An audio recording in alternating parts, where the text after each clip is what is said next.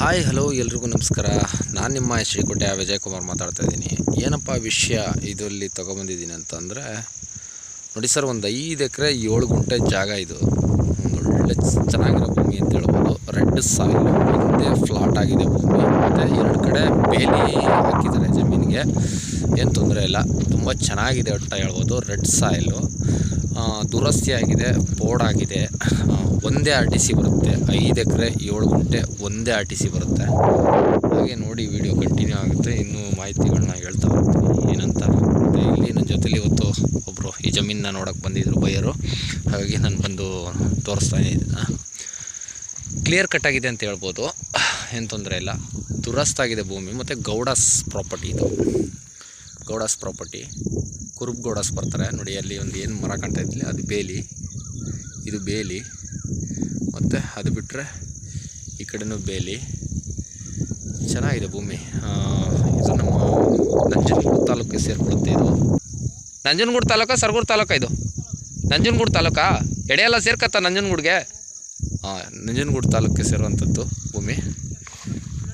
ಹಾಂ, ಒಂದೇ ಸರ್ವೆ ನಂಬರಲ್ಲಿದೆ. 5 ಎಕರೆ 7 ಗುಂಟೆ ಜಾಗ. ಅದು ಬಿಟ್ಟರೆ ಇನ್ನೇನು ಹೇಳಬೇಕು ಅಂದರೆ, ಡೈರೆಕ್ಟ್ ರಿಜಿಸ್ಟ್ರಿ ರೆಡಿ ಇದೆ.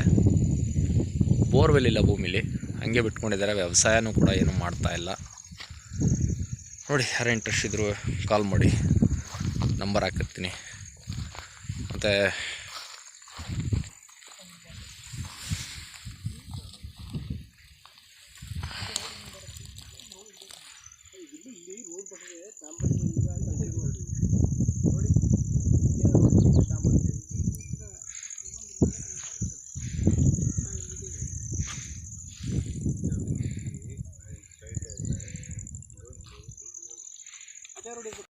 ಇಲ್ಲಿದೆ ಸರ್ ರೋಡು.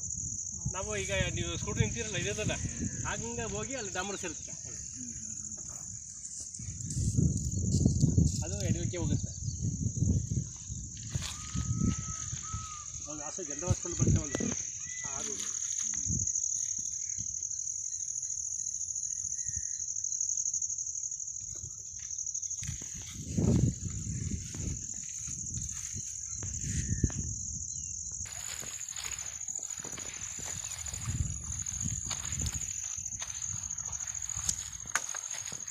ಎಲ್ಲ ರೈತರು ಬುದ್ಧಿವಂತರಾಗ್ಬಿಡ್ತಾರೆ ಈಗ.